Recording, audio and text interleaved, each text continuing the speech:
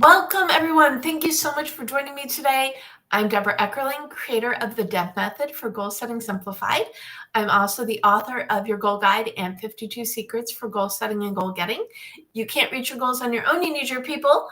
So every week I bring together some of my people to dive into the topic, and I am so excited today. So Paul Chitlik, I met through Ken Lee from Michael Weesey Productions, who I met like in the olden days, back when the writer's store actually existed on Westwood Boulevard. Um, we met in real life, and every now and then he's like, Jeb, this person needs to be on your show. And that's how Paul and I met. And he's got a new book out called The Screenwriting Sensei, which I am sure we will dive into. And then Terrie Silverman, who I met through my dear friend Katie Chen. I love this story. Her face kept popping up for like a month. You need to be friends with this person. And I'm like, Katie's going to introduce us. I will wait. And then we ended up at an event together a couple weeks ago. And I know she is the storytelling maven. So absolutely thrilled to have you here today. You might be watching us live. You might be watching the replay. You might even be listening to us as GoalChat on the Marketing Podcast Network. But no matter how you found us, I'm so glad you're here. And in the case of today, diving into the power of storytelling. And since the only thing people know about my guests is they're awesome, I'm going to invite them to elaborate a little bit. So, Paul, let's start with you. Who are you, and how on earth did you become the Screenwriting Sensei? Wow, who am I? That's a long story, but let's just say that I'm a screenwriter that also was a professor. So I started writing when I was about 11, wrote my first play for my sixth grade teacher. And since then, I've been writing little bits and pieces until I finally figured out one day that I wanted to be a novelist. Then I researched what a novelist made on average in the United States. That was $850 a year at the time. And I said, well, that's not enough to pay my rent. So I started researching what a TV writer made. And I thought, well, that's a good idea. And the skills are very similar. So I took a class at UCLA Extension that opened my eyes to the whole world of screenwriting. And since then, I quit the job that I was working at and thought, well, I'll be a screenwriter in the next 6 months because I had saved up a nice money for that. And of course, that didn't turn out. But it did take me 2 years to get my first job in television. I worked in television for about 20 years, and then one day somebody asked me if I could come and teach a class at UCLA Extension or UCLA Screenwriting Professional Program in Screenwriting, and I said, sure, why not? And I started there and worked for them for quite a while. Also worked for UCLA Extension, then UCLA's MFA program in screenwriting. And eventually I got a full-time position at Loyola Marymount University's School of Film and Television.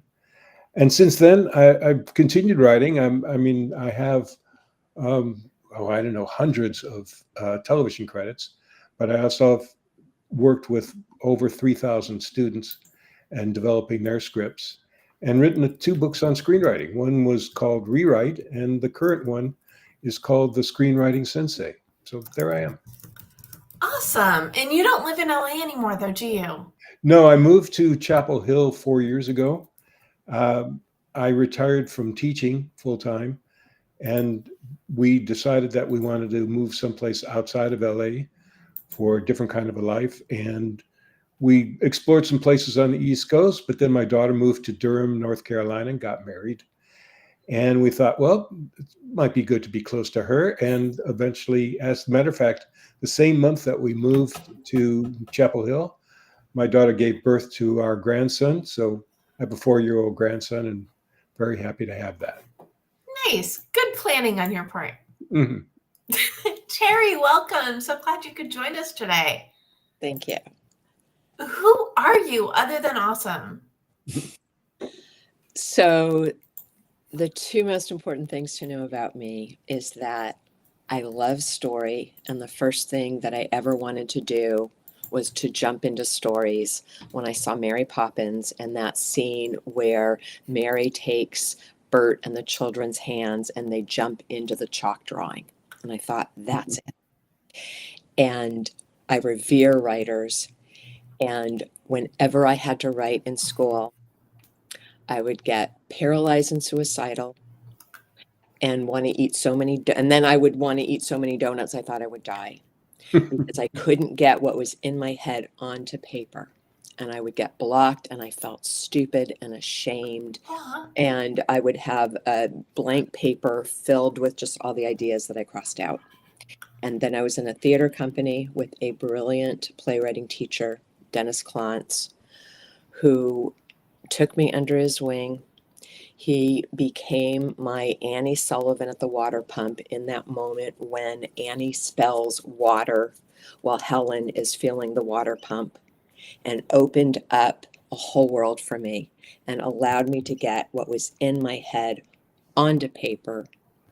Bloody miracle. I ended up, getting an MFA in writing at USC, and I'm living proof that everyone is creative and everyone can write. And I so want everyone to know that you have a voice, and that the most profound way that we can connect is through story.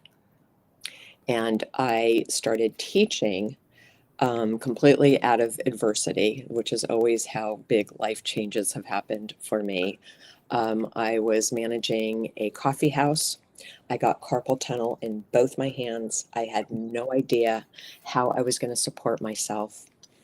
I would look up at the clouds looking for answers, tarot cards, etc. And took that test that everybody takes, and it tells you if you're sensitive or whatever. And meanwhile, my day job was managing a coffee house, and all I was doing was writing and performing stories about my life. And my teacher was leaving Beyond Baroque Literary Arts Center to go to New York. And I thought, oh my gosh, that means the community is not going to have her workshop anymore. And that seemed like a crime. I never wanted to teach. It was the only thing my mother told me not to do because she was a burned out second grade teacher. Ooh. But I also knew that my next job was going to have to involve my brain, not my body. So I said something to Nancy about, hey, what do you think about me taking over for you? She thought it was a great idea. And so we rallied the artistic director. And I didn't know what I was doing. And the very first day, October 9th, 1999, at the end of my very first class, I was able to identify the sensation I was having. And it was the same feeling you have as when you're in love. And I've never felt so sure of something in my life. So that was 26 years ago. And I've been teaching and coaching ever since. And it's the joy of my life to be invited into people's stories. Donut free. And I do write a wow. So that's amazing. And so I'm of the story that ever since I learned to tell a story as a kid, I'm like, okay, I like this writing thing. And I always thought I'd be a creative writer. And I ended up with a degree in journalism, and I got my freelance writing break like less than a week after I wrote my first draft of a screenplay. This is back when I still lived in Chicago. And the nonfiction, the freelancing, it just came more naturally to me. So every now and then I've got the creative project. We all have our creative back burner projects, but the story, I've said this for as long as I can remember. If you can articulate, if you can write, if you can communicate, you could go anywhere. You could do anything. Okay. They're nodding for those of you who are listening to the audio version of this. And it feels like for both of you, in very different ways, story changed your life. Oh, yeah. Once you start writing, you not only explore a story, but you explore yourself. And you learn more about yourself. The more you know about yourself, the more you're able to learn about other people. And the more you want to know about other people. And you find that people have stories to tell you. People will tell you that when I meet people, they'll always tell me their life story. I've had people tell me the life story on buses, on municipal buses, or at the grocery market, or You know, the guy that delivers the mail, or the person that picks up the garbage, whatever. I'll ask questions and they'll tell me their stories. And I use those to communicate with those people, and to, I guess it is, to make contact with those people. And I tell them my story, or at least part of my story. Can't tell them all the story.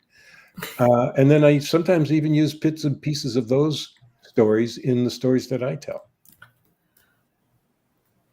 Awesome. And for you, Terrie, it sounds like you had like the clouds parted. So when I started writing about my life and everything that I was embarrassed about, that I had shame about, that I had guilt about. And what I discovered was people identified, people connected. I got laughs for things that would normally make me cry. I ended up doing a one-woman show called The Happy Hour about depression. And so many people were so relieved to be talking about it. They would come up to me afterwards. It's me. It's my mother. It's my brother. It's my boyfriend.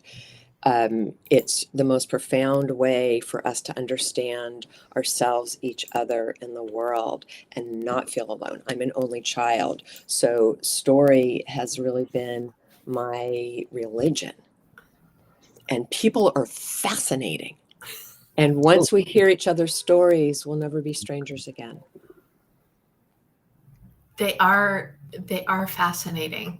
I completely agree. And I grew up with an artist mother who loved to talk. So I grew up loving to talk. And I think that comfort level makes you more apt to ask questions, because the story isn't just about you. It's about the everybody, right? Right. Yeah. And part of the secret is the more personal we go, the deeper that we go, the more universal the story's going to be. Ooh, I like that. Say more words about that. What does that mean?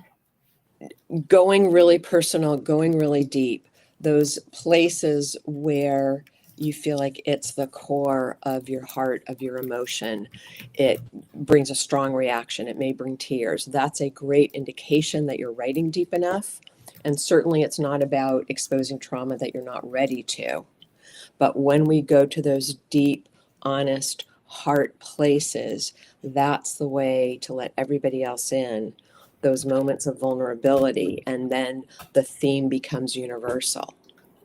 Yeah, I have to agree with that. The more specific you get about your life, or about the life of your characters, the better off your story is going to be, and the more universal. It's strange. The more specific you get, the more universal the story is. So that's what we all aim for. So it's specific, but also deep. Yes, of course. Okay. And that's the way you get, I mean, both, they really go hand in hand. And the more specific, drilling down. And usually it's, when I work with people, it's sedimentary layers. We have to start with the topsoil, which may be general, which may be safer. And then we go a little deeper, and then we go a little deeper. And then things start being revealed to you when we can look down at ourselves as characters, and then be the journalist, be the detective, be the investigator. What happened? Let me watch these characters and what happened. And then we get to discover amazing truths about our lives that we didn't realize in the process. So for these people that you work with, or for your own stories, but really for the people, how do you get them to go deep?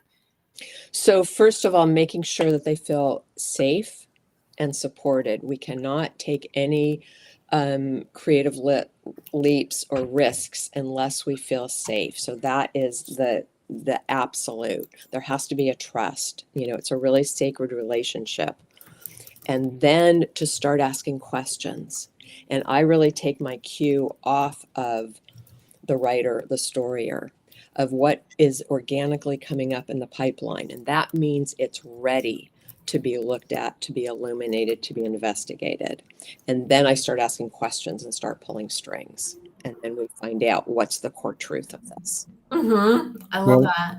Yes, Paul. I was just going to say, when you're developing those characters, not just delving into the lives of the writer, but delving into the lives of the characters, you have to ask a couple of major questions. The first one is, what does this character want? What does this character need? And what's preventing this character from reaching those goals? So it's all about goal setting. And that's what you do, Deborah, is about goals. Writing is about goal setting for your characters and having them try to achieve their goals and fail over and over again. Because if they achieve their goal in the first act, well, that's the end of your story. So they have, so every scene is about a goal and trying to achieve that goal, whether it's the need or the want at that particular time. But the deepest thing that your character is going to be looking to achieve is the need. All characters start off in movies, they have goals that they want to achieve, and they realize somewhere in the middle of their movie that that's not really what they need, that's only what they want. Now they have to find a way to achieve what their need is. And of course, you as a screenwriter or you as a storyteller must put barriers up so that your character has something to fight against to reach their goals. Terrie, do you want to yes and that? So, that is one way to look at dramatic structure. And I had the advantage of having the foundation of being an actor. And that's exactly what you learn as an actor in order to play the scene. When I'm teaching and coaching, I usually ask, what is the problem at the beginning of the story for the narrator or the character? And then we watch that problem get worse and worse. So that's the rising action, the complication. But it's so easy to understand if you look at your own life about, when there has been a crisis and at the very beginning of that. And that thing of what is the conflict and what is the do or die need? Because it has to matter. The stories have to matter of what's at stake. Okay, so I feel like we should go back to basics. So what is story structure? Do we do Act 1, Act 2, Act 3? Do we do the 7 points, the 11 points? Which numbers do you each subscribe to? Well, there's no one way to write a story. And the ways that we know about the 7-point structure, the 12-point structure, the 9-point structure, they're all important, and there are good ways to start those things. But there are new ways that are yet to be discovered. But it's a good idea to start with a 3-act structure because that's been working for the last, 3,500 years or so. So it's been proven to be effective in drama. And the 7-point or the 10-point or the 12-point structure fit on top of that structure so that it maintains the form or the format. And that same structure applies to a sequence, and it applies to a scene, so that everything has got a structure that makes it easier for your writer to write the story, because there is a format. I don't want to say a formula, but there's a format that if you follow, your first script especially is a good way to go, and it makes it easier. It's like building a house. You have to have a foundation for a house, and or making even better. If you're creating a new car, you're not going to create a car with 5 wheels. You're going to create a car with 4 wheels, a motor, a steering wheel, brakes, and an accelerator. All cars have that, but there is an infinite number of cars, just as there are an infinite number of stories. But you need to start with a structure that we can use. Now, these days, there are different kinds of cars. There are 3-wheel cars. I've even seen 2-wheel cars. But if you start with the 4-wheel car, you're going to have a car at the end of this. If you start with the basic structure of 3 acts and whatever form you want to add on to that, you're going to end up with a screenplay or a book or a television show, whatever it is that you're writing. And Terrie? And So I think part of the question is, why are you writing? Because there are a lot of different reasons. Some people are doing it for self-expression, reflection, discovery. Some people are goal-oriented, and it also depends on the genre. So with screenplays, there's a lot of planning involved. Otherwise, you're going to end up in Timbuktu. Mhm. But there's also a philosophy in terms of the creative process of what wants to be created, what wants to be said. If we're tapping into our subconscious and having the absolute freedom instead of, trying to format it too prematurely before we know what it is. So partly it's how you want to create. And I am always talking about that we can't create and edit simultaneously because it's two hemispheres of our brain and it'll crash. People want to be good, people want to be in control, so they will start editing prematurely before they know what it is they're wanting to say or what the story is. So because of, my training and also my own experience, that I do want people to trust their creative impulses and instincts and know that they will have plenty of time later than to start editing. It's always a given. Yes, we want beginning, middle, and end, but to allow yourself to see, where is my imagination taking me before we start applying formula. Well, that's why I recommend that everybody write a puke draft, uh, so that they can get everything out that they're thinking about, everything out that they want to say, and then later on they can go back and change it. I'm coaching somebody right now who's written a 250-page first draft, and he said, "What am I going to do with all this?" I said, "Well, you've got to write everything that you're thinking about first, Yes. and then we'll pare it down. Don't worry about it. That's part of the process. You Yes. can't deny the process. It's there all the time." Yeah. So yes, exactly. And I always recommend we want to have a big, messy, rich field before we start bringing it in. That makes sense. But what you hit on something a little bit ago. You have to write about something important, and that's why I recommend that people think about what they're going to write. Why you said, why do you write this project? And the reason you write this project, first of all, writers want to change the world. That's one of the reasons that we write. We want to make things different and better. If it's entertainment, that's fine. That is changing the world. That's making people happy. That's making people feel something, making people laugh, making people cry. That's all good. But we also want to have a point of view. We want to say something important in our screenwriting. That's why I usually talk about premise from the point of view of Laios Egri's premise in The Art of Dramatic Writing, where he says it should be about something like true love conquers all, even death.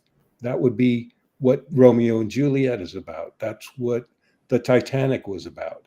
If you talk about something like greed destroys the soul, that's another thing that you could use as your premise.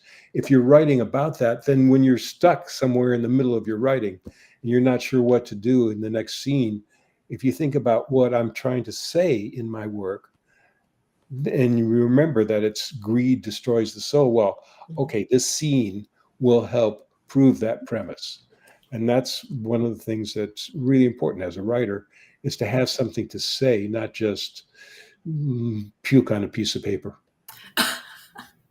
I'm going to tie back into nonfiction real quick because And can I add something to that? Sure.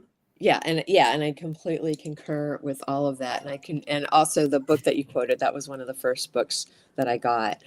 In my own experience, what I've observed is that, and what I believe is that we also tell stories because there's something we desperately need and want to understand.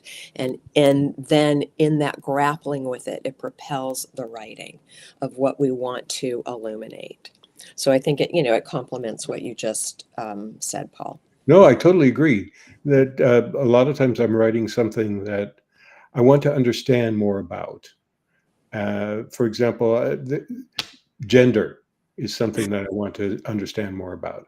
And obviously, it's a very current concern. But I've been working with this for 20 or 30 years, trying to figure out what is the difference between men and women? Why is there a difference between men and women? What is it that we're looking for in persons of the same sex or opposite sex? Does it matter if it's a person of same sex or opposite sex? If we're talking about a love relationship or even a sexual relationship? So I've been exploring those kinds of things for 30, 40 years because there's no end to that. Mhm. It's always something we have to think about. And new stuff that comes about every day. I mean, we talk about people who, I guess in the last 20 years, people started to say they and them instead of he and she. And I'm thinking, well, why do they think about that? Is that a third gender or not? Or does it matter? Or things that you want to understand more about, you write about. Mhm. Yeah. I see you're nodding, and I'm glad you agree. Of course, that's what we're always thinking about. Well, so it goes back to what you were saying before, theming out, knowing the impetus behind it. But that's also something that ties into nonfiction. The G and the Deb method is determine your mission. You Mhm. can't get what you want unless you know what that is. So Right. you layer that, whether you're writing fiction or nonfiction, what is the mission or motto? I say mission motto because mission statements, if you do them right, they're long and messy. But Mhm. motto, knowing the theme, Mhm. the desire behind it, and then you ask yourself questions as you roll along. Is this in service? And again, applies to creative works as well as nonfiction. The other, let me see if I can remember what thread I was going to pull before. The other part of it is that works with nonfiction is I tell my book proposal clients, some of them come to me, they're not yet. They know they have a book, they don't know what it is. And I say, keep an ongoing journal, write down your thoughts a couple days a week. And when you get to a point where you know your story, then we'll talk. But people inevitably, when they're doing the work, when they're actually putting energy into it, will get to that point where they're like, okay, I'm good. Let's Yeah. talk, right? Right. Sometimes you don't find your story until you're halfway into it, or even halfway into the second or third draft. You don't know what your story's about. I ask students to talk about their destination, which is the theme or the premise of their story. But sometimes you don't know what that is, and you don't find that until you've written 2 or 3 drafts of your story. However, it is a lot easier if you know what that is at the beginning. It's like if you go to the airport and you don't know where you're going, you don't know where you're going to end up. If you have a goal, you can say, I'm going to go to London, but halfway to London, well, you can't change in the middle of the plane. But You're when you driving cross country. Let's go with cross It's country. cross country. You might get to St. Louis and decide, you know what? I love the Mississippi. I think I'm going to go down to Mississippi. And that's very interesting. And you can do that.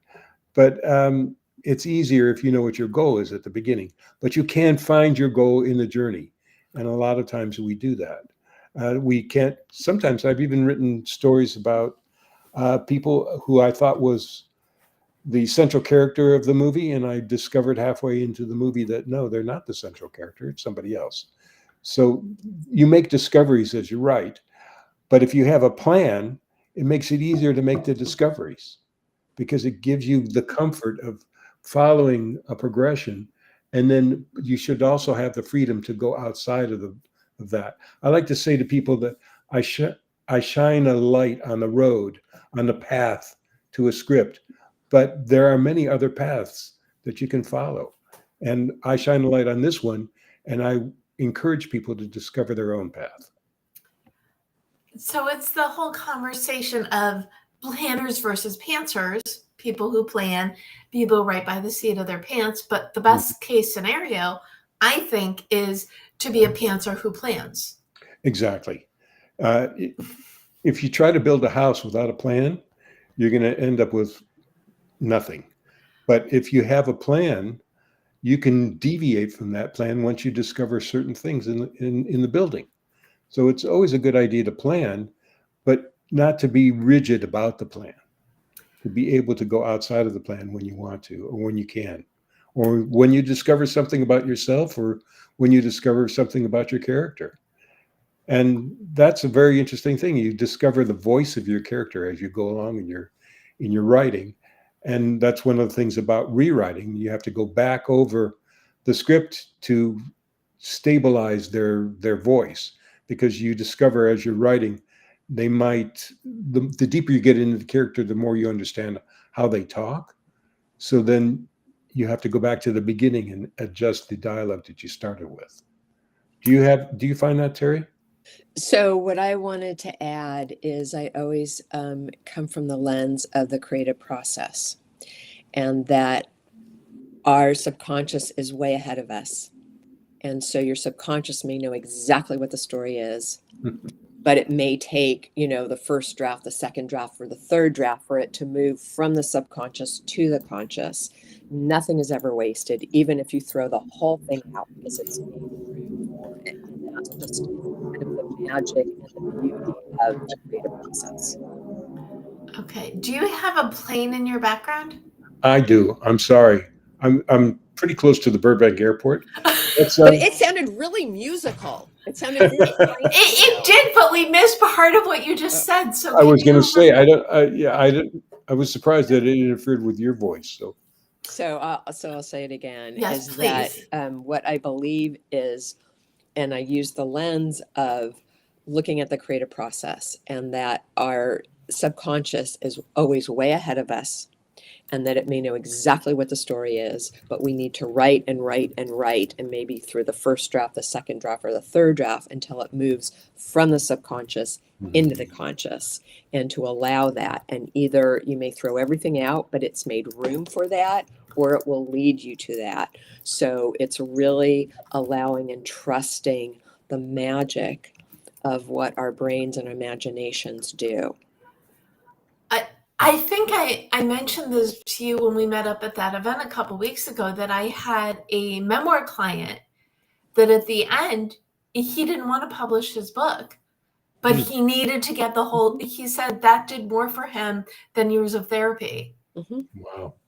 Yeah, because you're able to explore things in a personal way that you can't sometimes share with another person. When you're writing, you can write, and it doesn't necessarily mean that you want to show it to another person, but when you're writing, you can dig in and recall things that you hadn't even been thinking about for years and years and years. And it's a good thing. I kind of agree with you, Tara. I think we were talking about having tears when you're writing. And if you write and you have tears, and you write and you laugh, then you know that the people that are going to be reading what you wrote are going to have tears and are going to laugh. So the more you get into your own emotion, the better off your writing is going to be. And it's a great litmus test that you're writing deep enough. Yes, That's exactly. evoking those strong emotions. And of course, there always has to be self-care. Art should never cause trauma.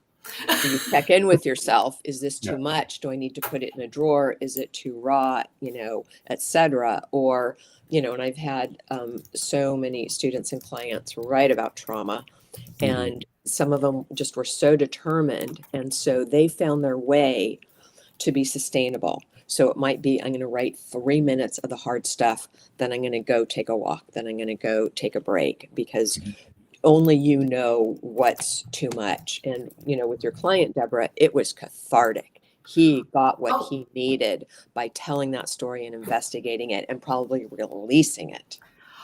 Exactly. And he had been through a trauma as a child that he just he thought it was a story that he wanted to share widely, but it was really, he wanted to release it. And I would say that we would probably really enjoy reading that story, and we might learn something about ourselves by reading that story. It was horrific. Oh boy. Yeah. So enjoy would not be the word that I would Maybe use. not. Okay. But again, he said it did more for him than years of therapy. I was always in my creative writing class in a high school. our teacher mandated we write 5 pages a week. He never read it, but some people did the bare minimum. Some people would fill whole notebooks in a week. I was somewhere in the middle, but a lot of what I teach is based on brainstorming. So you could figure out your next steps in whether it's for your nonfiction book or your life or whatever. But when you get things out of your head, you can deal with them. When they're living in there, it's not a cartoon where you could put your fingers in and rearrange things, Right. or take a dustpan and sweep out the cobwebs. So for me, that I probably didn't realize.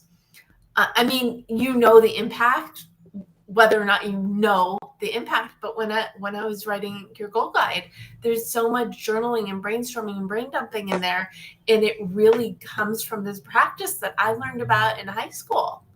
Well, you were a lucky person. Oh, I know. I didn't learn anything about writing in high school. It was great. My senior year, I didn't have to take any more math and science, so they let me take double English. I was so happy. Oh, that's a great thing. Yeah. So what lessons can people take from storytelling and apply it to how they show up in the world? Wow, that's interesting. I think that what they can take is an understanding that people outside of themselves have goals, that they have wants and they have needs. And to understand what those are will help you understand those people and get closer to those people. So it starts with children. What does the children want? Well, we all know children want they want sweets, they want to watch television, they want to ride their bike, whatever they want to do. But I still want that. Well, I'm not saying you don't. I'm just saying it applies to everybody. The more we know about what they want and what they need, the closer we're going to get to those people. And the closer we are going to get to understanding the world at large. We understand what everybody wants and needs. This is the problem with negotiations between countries. They don't really understand what the goals of the other persons or the other civilization are. They don't understand what they need and what they want. Sometimes what they want is not necessarily what they need. And so negotiations break down. This is why we've had the Middle East problem for the last 75 years, because the two sides haven't understood exactly what they need, what the other side needs, not necessarily what they need. They understand what they need, but they don't understand what the other side needs. Well, so it's the empathy. Yes, I'm purposefully reining us back from political sphere. Terrie, what do you think? How can people use the lessons of storytelling for their lives, for their business? So it's really connected, your life and your business. Right. You are the hero of your story, of your life. And the act of being witnessed, of being heard, is so empowering. And the ritual of giving and receiving stories is the way we can understand each other, is the way we understand who that other person is. It's such a powerful bridge, and we get to discover ourselves by telling our stories. And to listen to somebody's story gives you the compassion and the empathy to know what it's like to be in their shoes. Mm-hmm. And then we don't have to be as afraid, and we don't have to be as alone. I think it's really life affirming for us to be always giving and receiving stories, and you don't have to be a writer. You get with a friend and your brain knows exactly, if you had 5 minutes, if you had 3 minutes, to tell that story. And we need to hear each other. Well, yeah, listening to other people's stories is an important part of writing. And it's an important part of relating to people. So that's why I always listen to other people and hear what they've experienced and what they need, what they want. And that brings me closer to them. And that's one of the goals that we have. And it's also a way to have compassion and empathy and appreciation of yourself. I have so many clients and students who discount what they've overcome or what they've gone through, and they're surprised that people are inspired. but it's a way to give back to yourself also by telling your story and seeing what actually happened. And for business people, you will be unforgettable. You will be inspirational. It's the most powerful way to impact change in the world. We change the world one story at a time. And for entrepreneurs and coaches, you tell a story you'll never have to sell again. Right. That makes sense. Have you ever read The Power of Story by Howard Suber? I have it. Yeah. Oh, it's a fantastic book. And it's all about movies and the stories in movies and how powerful those stories are and how we need those. We need to listen to those stories. We need to read those stories. We need to see those stories because they help us lead a better life and they help us expand our lives. You know, I've never been to Peking, but I've read stories about Peking. I've never been to India, but I've read stories about India. And I understand the people of those places because of those stories. And that helps broaden my worldview, and that helps broaden my own view and my own understanding of myself. So, and of other people. That's the point of writing about stories. Yeah, we have so much to learn when we can listen to who each other are, where they come from. So, using story as myth, as teaching, and, myth started as a way to understand the world. Mm-hmm. So listening, empathy, communication. Yes. Okay. In a few words. There you go. This is what I do. All right. Okay, so completely off track, but not really. Did you hear that NaNoWriMo doesn't exist anymore? Did what? National Novel Writing Month. Oh. Which was you're familiar with it, Terrie. I see you nodding. It Yeah. was a 30-day challenge to basically write your puke draft because it was in a short period of time. You couldn't edit. And I've done, the first time I did it, I did a 50,000 or so word novel. And since then, I had tried a couple different times, but to use it for nonfiction, I really think it works best for fiction, but it doesn't exist anymore. What happened to it? The organization imploded, apparently. Well, you can still do that. Exactly. You do not need it to be National Novel Writing Month to write your novel in a month. If you set a goal to get a certain amount of words out of your head and onto the page, you've got something to play with. Right. Well, I think it is Stephen King who says he writes 2,000 words a day, no matter what it is. Well, he's Stephen King. He doesn't do anything else. Stephen King's mother would pay him, I think, like $1 for a story. He learned early on in elementary school that you could profit. She was his champion. I love that. I hadn't heard that before. Yeah. So what tricks do you both use when you want to get writing, but you're just not feeling it? Or do you always feel it? So if you want it, Terrie. So if flow is a bonus, you do not wait to be inspired. Otherwise, it could be Godot, as in waiting for. Waiting. Right. So those times when you're really inspired, great. But, to quote Natalie Goldberg, writing is a practice, which is so brilliant because we can just look at it that we're practicing instead of having to be perfect, instead of having to be excellent, and to have it be a ritual. And one thing that I tell students and clients, two things. Go look out the window.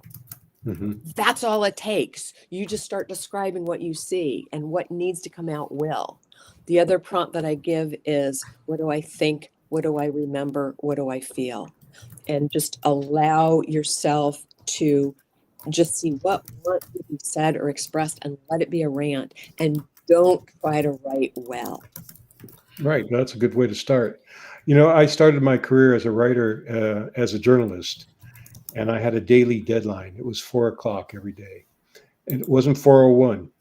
And so there's no such thing as writer's block when you have a deadline like that. You just have to do it. So I tell people to have a goal.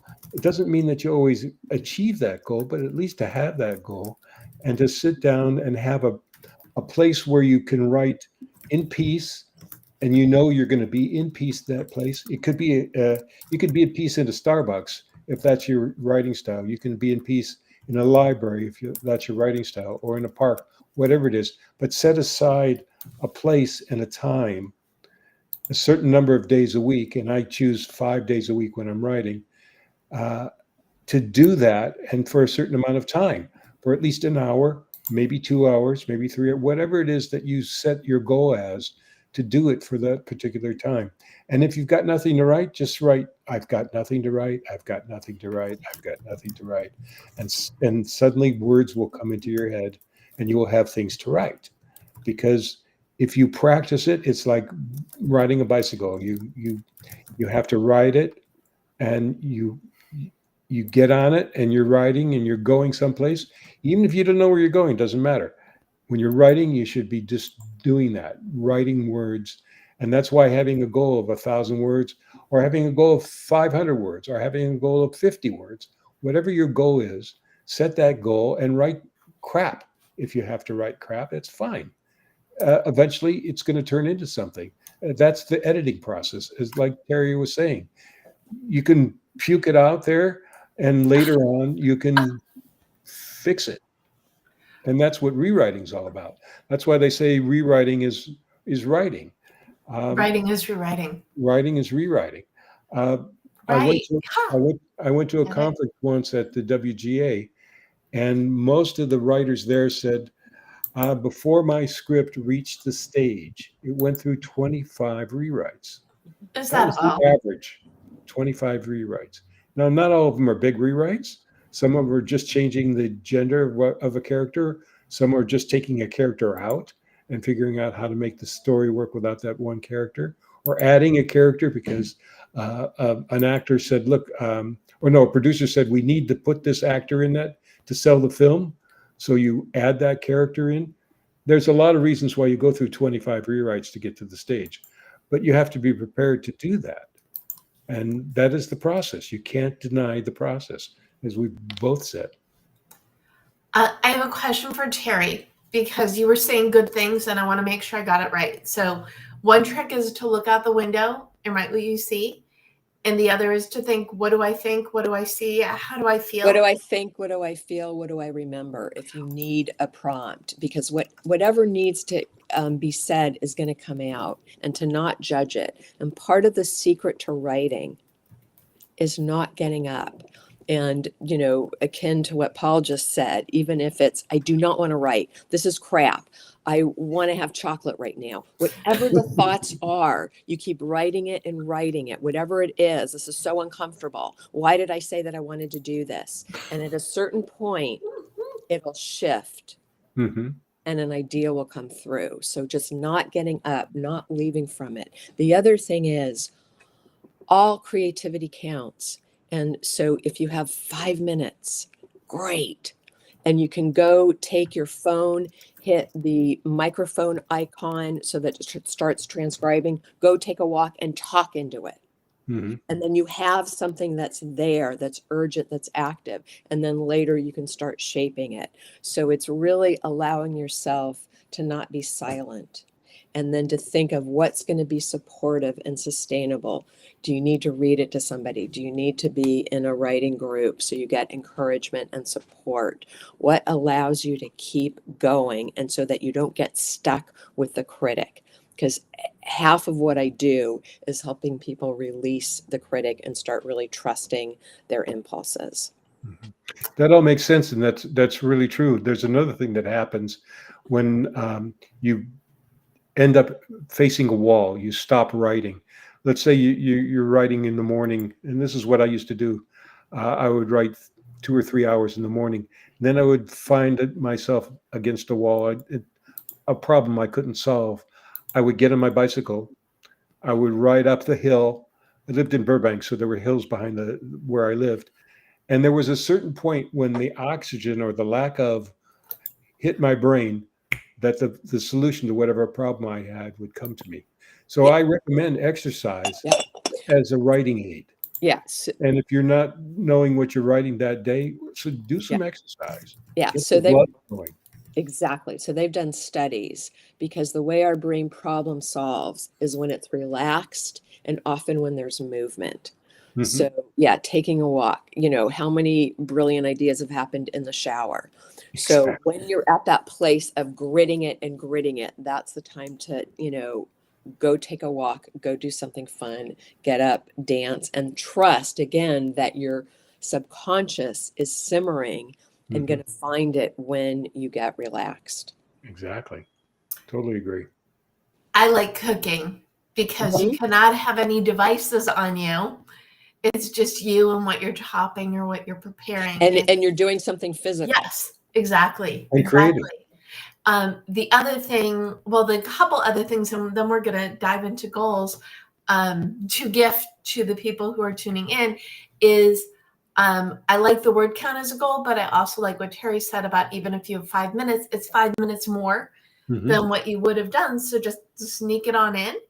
And I like journaling as the best way to break through any block because you're writing about what's going, exactly what you were saying. What do I see? What do I remember? What do I feel? I've got to write it down correctly for the recap, but it's you've got material to write about. Yeah.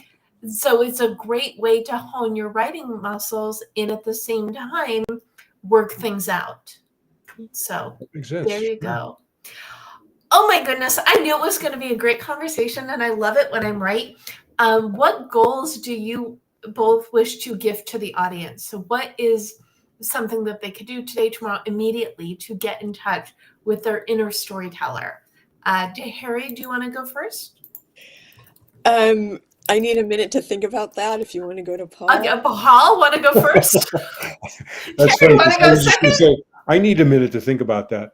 Well, I can everybody- vamp. Do you want me to vamp? I can totally vamp. no, it's okay. I Okay, think, was that vamping about vamping enough vamping? pardon me? Was that my vamping about vamping enough vamping? That's enough Go. vamping, I think. Yeah. Well, everybody should think about why they have a goal. I mean, what is the purpose of your life? Do you need a goal? Some people do need a goal. Some people don't need a goal. But if you want to be a writer, you're going to have some goals. And that is, do you want to write? Do you want to publish something? Do you want to write something for television? Do you want to write something for film? Then you have to do it. I mean, if you don't set a goal, you're not going to have a destination. It's what I was saying earlier. If you go to the airport and you don't have a destination, you're just going to be wandering. You're going to be going to places that you don't expect. You can go to dangerous places. You're going to go to friendly places. You're going to go to deserts. You're going to go to jungles. You're going to go all over the place if you don't have a goal. So one of the important things about being a writer is to have a goal. Why do you want to write? And what do you want to achieve by that writing? And that is your goal. That's all. You're speaking my language, Paul. There we go. Okay, Terrie. So, one thing that I think is critical is to really allow yourself to write messy. Don't worry about structure or editing when you are creating. Just allow it to come out. And stories are everywhere. So if you're looking for something to write, you can ask yourself one or all of these questions. Right now in this moment, what touches you? Or what breaks your heart? Or what makes you laugh? What is ridiculous and absurd, either about yourself or the world? Or what fills you with awe and wonder? And curiosity is a great catalyst for creativity, of something you want and need to know more about, or something that just catches your eye. Yeah, good place to start. Look around, see what's what, and observe and report. Isn't that a thing? But be at one with who. I think the heart of it is the intention, right? Setting the goal, and you might not know what it is you're going to write, what this creation will become. But I think it just starts with making that commitment to get the words out of your head and onto the page. And I love the goals, Paul. And I also love from Terrie, these are ways to get you going, so you get out of your head. Because I think that, I think a lot of things, that is what sticks people. They think things need to be perfect, and they think they need to know where they're going. Mm-hmm. I think you need the intent, and the intent can be as simple as to write. But you also need to commit and say, okay, I want to do this. I'm going to do this. Yeah. So You're not a writer unless you've written something. Well, everybody is a writer if you've written, right? Right. Congratulations, everybody. And it's also allowing yourself to show up for yourself and being curious about what needs and wants to be said, and that you don't have to know. Okay. This has been, so great. I cannot thank you both enough for, and this is what I love. I do my topics vague on purpose because I never know where it's going to go, where the conversation will lead. But I love how storytelling is really about getting in touch with who you are, digging deep, and deciding what it is you need to share, and start sharing it, even if it starts just with you. But to get the words out there is really an important step, and to set goals to get the words out there. Right. Where can people learn more about each of you? Paul? Well, there is paulchitlik.com. So you can just go there and see what other books I've written and something about my philosophies of writing. My credits, if you want to look at that. And you can just Google me. I'm all over the place. So Google, and also check out your new book. Of course. Which is the Screenwriting Sensei. I just happen to have a copy with me. Of Just course. Came out in September. So yes, it's a compilation of the courses. The first courses I gave at UCLA Extension, which was online at that time. It was before Skype or Zoom. So every lecture had to be written. So I gathered up all those lectures and put them in a book, updated them, of course, because in the last 25 years, I've changed a lot of things about the way I look at writing and the way I look at teaching. And so I've updated them. I've added new movies, all kinds of new things that are much more relevant today. And it's a way to get started.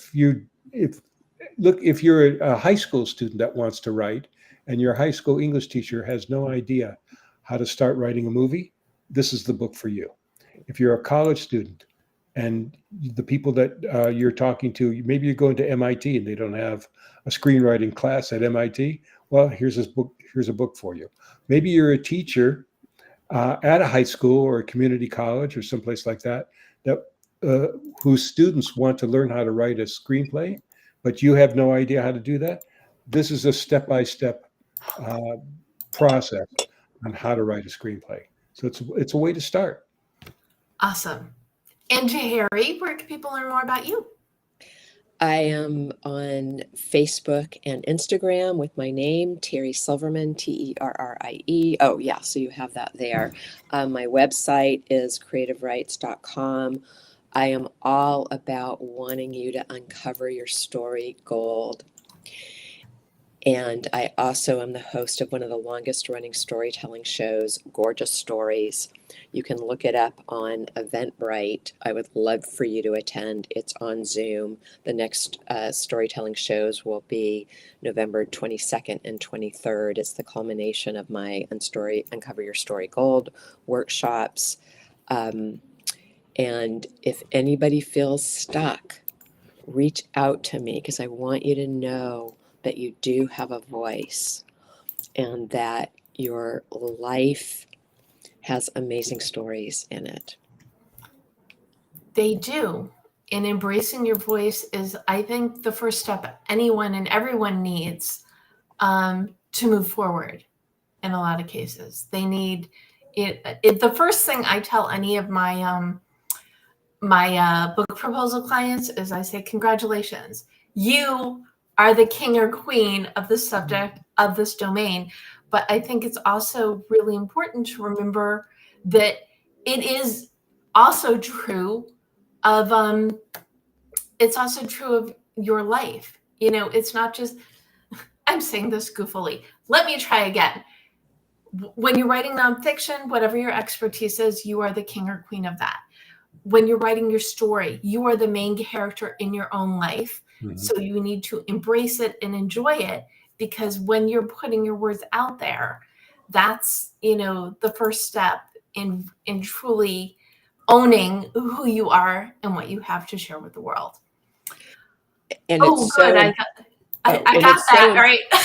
it's so important for coaches, entrepreneurs, and business owners to be able to communicate who they are, what they do, and why they do it in talks and stories and the way that they communicate. And it's essential for your business.